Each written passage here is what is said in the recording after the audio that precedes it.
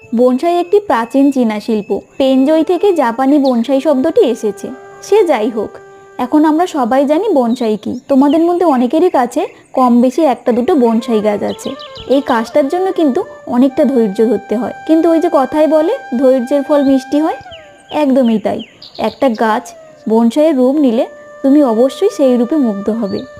একটা ছোট্ট বট গাছ থেকে বনসাই আমরা অনেকেই করেছি, কিন্তু এই কাজটার শুরুর দিকে একটু নজর দিলে কাজটাও অনেকটা সহজ হয়। নিশ্চয়ই তোমরা ভিডিওতে দেখতে পাচ্ছ পদ্ধতিগুলো, আর আমি মাটি কিভাবে করেছি সেই ভিডিওর লিঙ্ক নিচে দিয়েছি, অবশ্যই একবার দেখে নিও।